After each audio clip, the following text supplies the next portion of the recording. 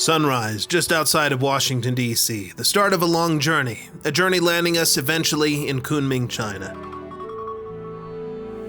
I've gone back and forth between excited and anxious, the anxiety mostly coming from the mode of travel. I don't like to fly, but since you can't really drive to China and there aren't any trains that cross the Pacific, I'm going to have to bite the bullet here. We're looking at about 20 hours of flight time, plus a 7-hour wait in Abu Dhabi, all of that followed by an overnight stay in Bangkok before the final flight to Kunming. Kunming has one of the best climates I know of. They call it the city of eternal spring, and it really is. Go in the winter, and it's not cold. Go in the summer, and it's not so hot. It always seems to be just right. There's a bit of a catch, though: altitude.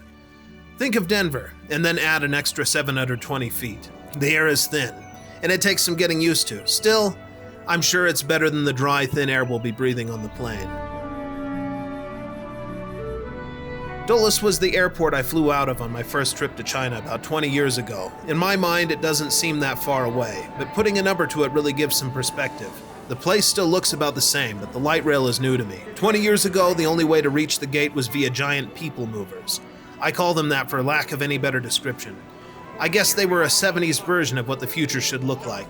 I still saw one driving along outside the window, but now the future is here. It seems that people prefer trains. Again, I'm not looking forward to the flight. If you've spent enough time on planes, then you're probably familiar with the sensation of being a dried-out husk by the end. It's not just from sitting in a confined space for a few hours. It's the air itself. On a commercial flight, you may as well be sitting in the Atacama. Well, we're about to enjoy 14 hours of it. By the end, the abundant relative humidity of the Arabian Peninsula will be a welcome relief.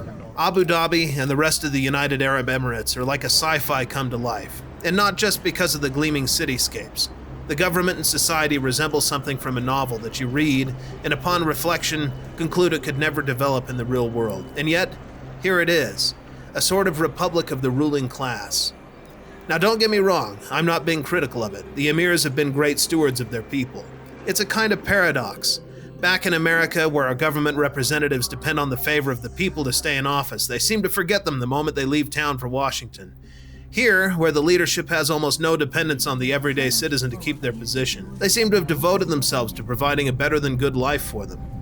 Either way, 7 more hours of the dry air, and then we drop into the tropical steam bath that is Bangkok.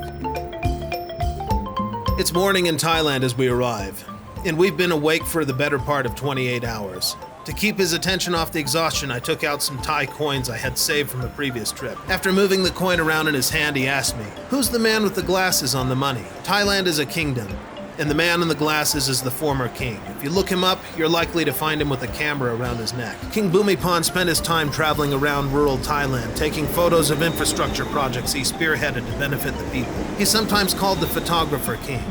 As someone who is, more often than not, seen with a camera slung around my neck, I feel drawn to the legend of the man that is so loved by the people. He's seen as a father to the nation, and is the father of the current king who ascended to the throne in 2016 when King Bhumibol passed away.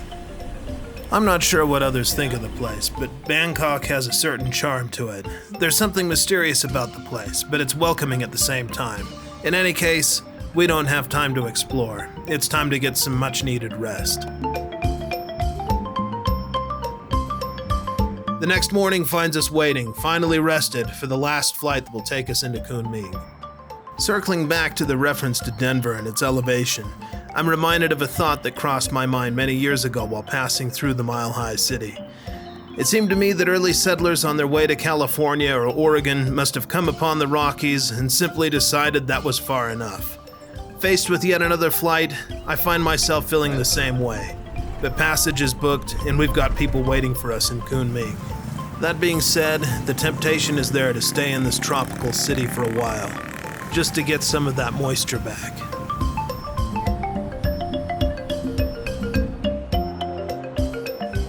Kunming and the surrounding province is China's most ethnically diverse region, and if you look back at its history and geography, it's easy to see why. The province borders Myanmar, Laos, and Vietnam. Because of that, there's a bit of crossover with the local culture. Kunming also spent a few centuries as the Kingdom of Nanchao, and later the Dali Kingdom, before finally being brought under the China umbrella by the Yuan dynasty. That's the Mongols, if you were wondering, specifically Genghis Khan's grandson, Kublai Khan. Before that, there were attempts to bring the region under imperial rule by the Tang, but that ended in disaster.